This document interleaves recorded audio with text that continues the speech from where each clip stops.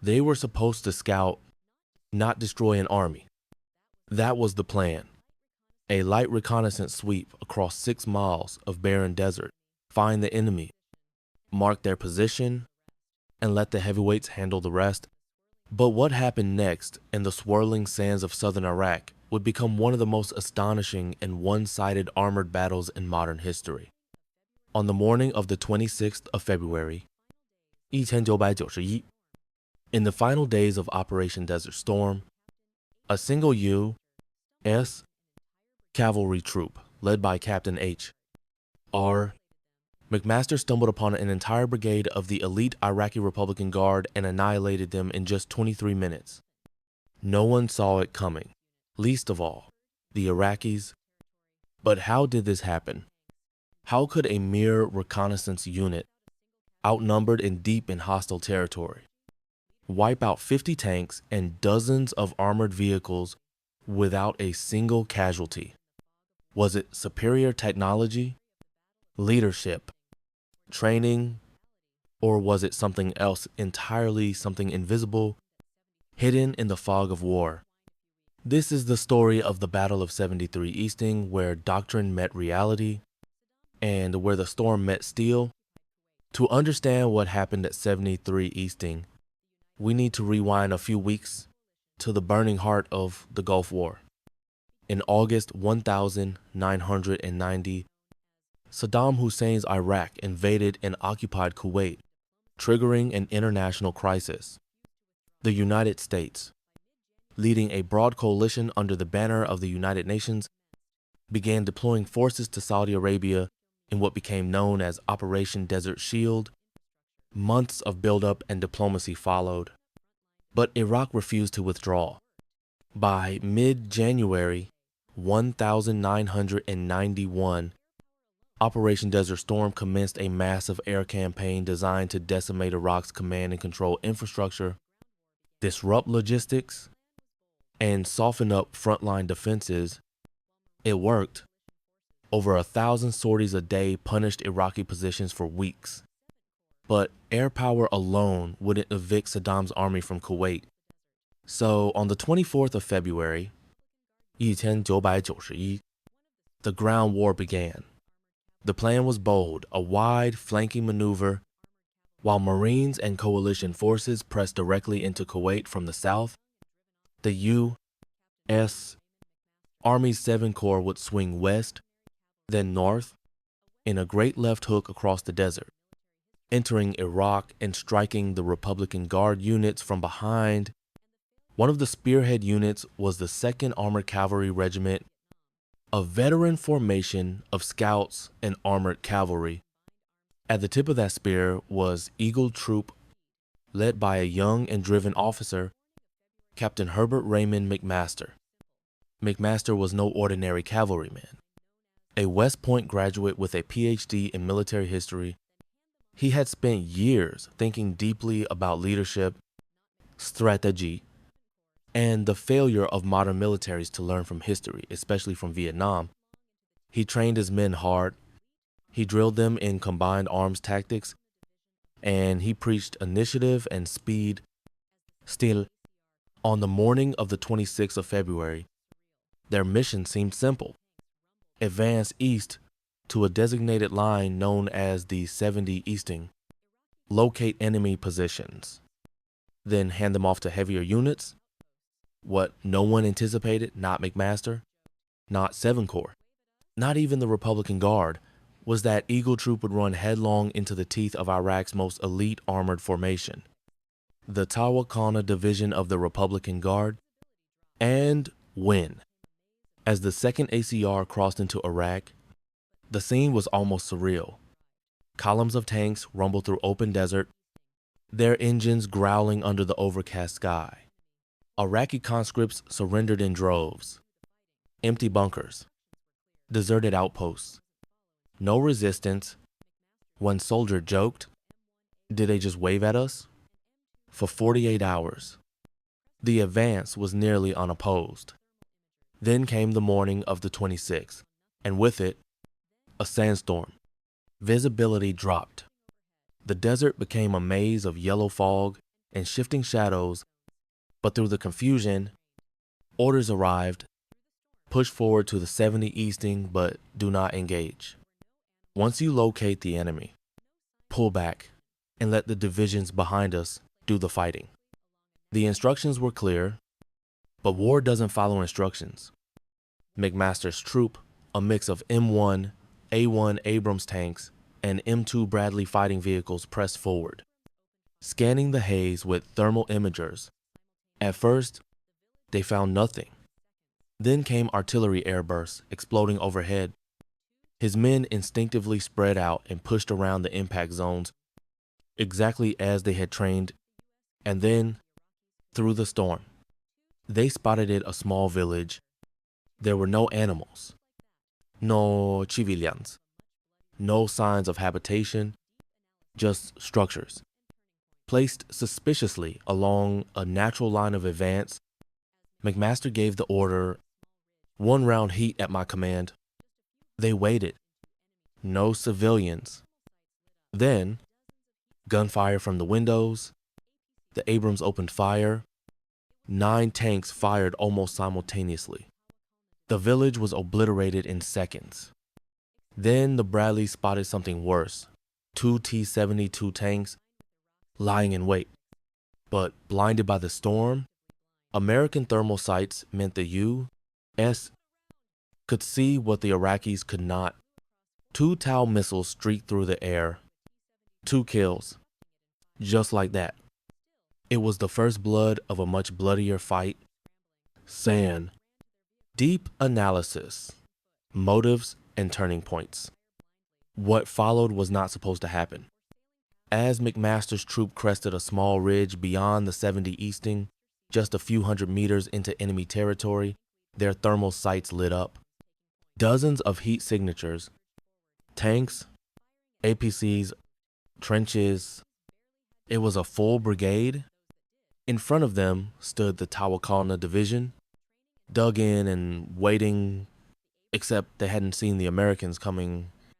The sandstorm, combined with Iraq's inferior optics, had rendered their defense effectively blind. McMaster didn't wait.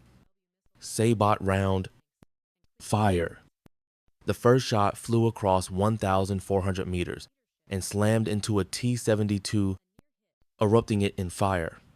Still, no retaliation.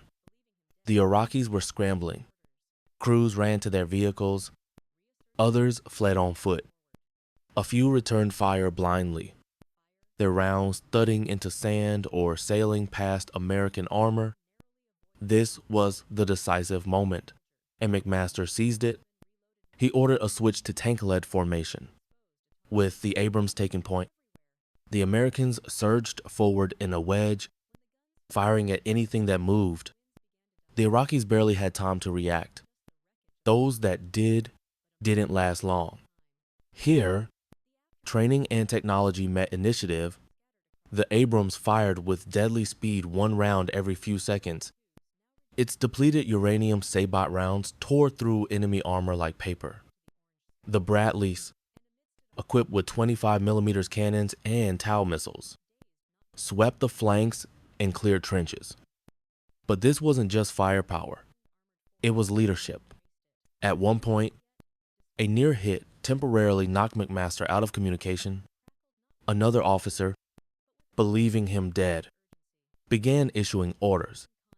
But McMaster recovered, reasserted control, and drove forward. The scene was chaos, fire, smoke, burning metal, and blinding sand. One driver narrowly avoided running over a disoriented Iraqi soldier.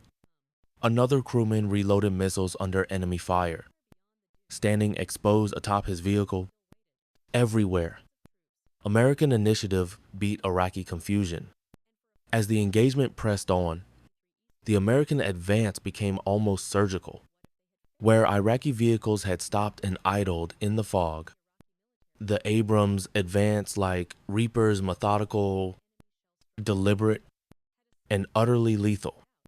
McMaster's force wasn't just reacting, They were dissecting an army on the move, and they were doing it while improvising. The original plan had been simple reconnaissance, but plans mean little when chaos arrives. McMaster made a fateful decision. Keep pushing forward even beyond the limit of advance. Tell headquarters I'm sorry. He said calmly over the radio, "We're still in contact." That single phrase, "still in contact," would come to define the entire engagement. It meant, we're still fighting, and we're not stopping until it's over. The combat had shifted from structured doctrine to battlefield instinct. An instinct, when trained and disciplined, is often more reliable than orders. Then, a second revelation. As the sandstorm began to clear in pockets, McMaster saw them, 17 enemy tanks, neatly arrayed in a circular formation, parked, idle, still unaware. The Iraqi reserve, it was almost too easy. From his command hatch, McMaster spotted one Iraqi commander standing upright on his tank, peering through the dust, perhaps trying to understand what was approaching. Their eyes met, even through the haze. Then the American shouted, "Fire!" The line of Abrams released a thunderous volley. The ground shook with the force of it. In less than 60 seconds, every last Iraqi tank was either flaming, cracked open, or missing a turret entirely. It wasn't a battle. It was a reckoning. The total tally in just 23 minutes was staggering. 50-72 tanks destroyed, 25 armored personnel carriers eliminated, dozens of support vehicles incinerated, 0 American casualties. It was a perfect storm of technological superiority, initiative-driven leadership, and, perhaps most critically, visibility. There's an old military saying, if you can see the enemy, but he cannot see you, you've already won. At 73 Easting, that concept became terrifyingly real. The Iraqi Republican Guard was not a conscript rabble. They were supposed to be Saddam Hussein's elite, loyal, equipped, battle-tested. And on paper, they were a match. But paper doesn't matter when your optics can't see through sand. Iraq's tanks, Soviet-made T-72S, were strong in armor and firepower, but completely blind without line of sight. They lacked thermal imaging. They relied on visual contact in a sandstorm. That meant they were deaf and blind. The M1A1 Abrams, by contrast, was equipped with thermal sights, so advanced they could distinguish body heat from hundreds of meters away, even in pitch black or dust-choked conditions. Add to that a stabilized gun, GPS navigation, computerized fire control, and crew synergy drilled through endless hours of training. The result? The storm became a shield, not a hindrance. In that moment, the U.S. had become an invisible force gods of war hidden in the smoke. Even their junior NCOs made life or death decisions on the fly. Take Scout Michael Tribble. His Bradley ran out of missiles mid-fight. The turret couldn't rotate for reload due to combat orientation. So he did the unthinkable. He climbed outside under direct fire and manually reloaded towel tubes in the open. He risked his life not because he was ordered, but because the fight wasn't over. Tribble survived, and his Bradley returned to combat within minutes. Heroism in this battle wasn't rare. It was systemic, consequence, legacy, long-term impact. At the end of the engagement, a battered radio signal confirmed the impossible: no casualties to report. In military terms, that is a miracle. But it wasn't luck. It was design. The Battle of 73 Easting has since become a case study in nearly every modern military academy across the world. Not just for its overwhelming success, but for the way it was fought and what it revealed about future warfare. First, it shattered the myth of Republican Guard invincibility. For years, Saddam's elite had been portrayed as a formidable, even fanatical force, but at Trailhead Easting, they were outclassed, outthought, and outmaneuvered in less than half an hour. Second, it validated the doctrine of airland battle, the U.S. Army's Cold War era strategy that emphasized speed, depth, and maneuver over attrition. What McMaster's troop did was textbook, but it was also improvised. In that moment, theory met application, and it worked. But perhaps most importantly, 73 Easting foreshadowed the future of combat, not in firepower, but in information, visibility, targeting, thermal dominance, and individual initiative proved to be force multipliers greater than numbers alone. It wasn't about how many tanks each side had, but who could see, react, and decide faster. That insight would go on to reshape doctrines, procurement, and training for decades to come, and the man at the center of it, H.R. McMaster, would go on to write one of the most scathing critiques of military leadership in his book, Dereliction of Duty. He later became a 3-star general and eventually national security advisor to the President of the United States. He never forgot Trailhead Easting. Neither did the Army, because it wasn't just a victory, it was a revelation. When the guns finally fell silent and the winds began to die, what remained was not just the wreckage of Iraq's elite, but a moment frozen in time. The aftermath was surreal. Burning metal scattered across the sands, twisted hulls of once formidable T-72S now reduced to skeletal silhouettes, the acrid smoke of diesel fires coiling into the orange sky, and amidst it all, American soldiers climbing out of their tanks, dazed not by fear, but by what they had just done. They had faced down a hardened, armored force and erased it. And yet, despite the overwhelming victory, McMaster's voice on the radio crackled not with celebration, but with a quiet, measured urgency. We're still in contact. It wasn't about glory. It was about vigilance. Even after destroying 50 tanks and pushing far past the assigned line of advance, McMaster refused to relax. His instinct, honed by years of study and a deep mistrust of assumptions, told him there was more to come, and perhaps he was right, because somewhere beyond the dunes, the rest of the Republican Guard still waited. Thousands of troops, hundreds of vehicles, multiples divisions. And for a fleeting moment, the Battle of 73 Easting felt like only the beginning. But what if they had failed? It's easy, in hindsight, to dismiss the Iraqi military as weak or disorganized, but had even one enemy shell struck true, had a single Abrams been knocked out, had the Iraqi reserve been alert and engaged first, the result could have been a massacre. It wasn't guaranteed. It never is. Which raises a chilling thought. How much of this victory was preparation, and how much was providence?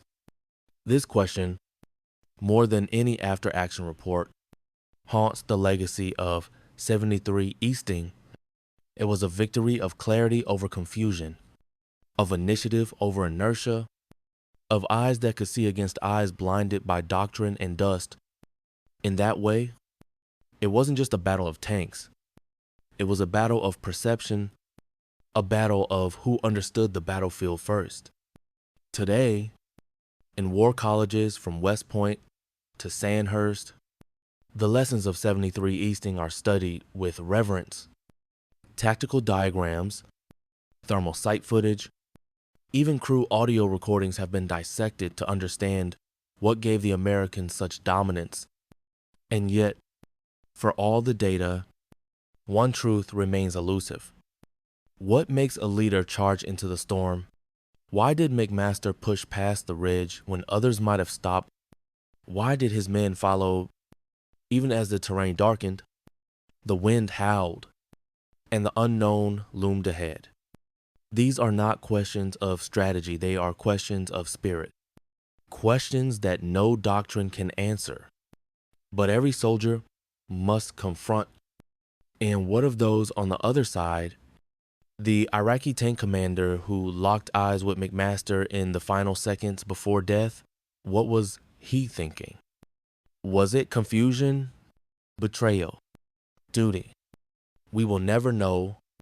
The sand covered their wreckage. The storm passed, and history marched on, but somewhere in 1,000 military classrooms and late-night staff briefings, the ghost of 73 Easton Street ill whispers not as a triumph of war, but as a mirror of what happens when technology, training, and human will align, and what happens when they don't. What began as a simple recon mission became a lightning stroke in the desert and a warning to future generals. Victory does not always go to the strongest. It goes to the one who sees first, moves first, and decides first. At 73 Easting, the fog of war didn't fall on the Americans, it fell on their enemies. And somewhere out there, on a ridge swept by sand and silence, a lone figure once stood atop an Abrams, staring into the storm, waiting for history to blink first. You've been watching Legacy Files. If stories like this move you, if you believe history still has lessons to teach, then support our mission. Like the video. Subscribe to Legacy Files. Leave a comment below. What would you have done on that ridge? We bring the forgotten, the heroic, and the unresolved back to life, one story at a time.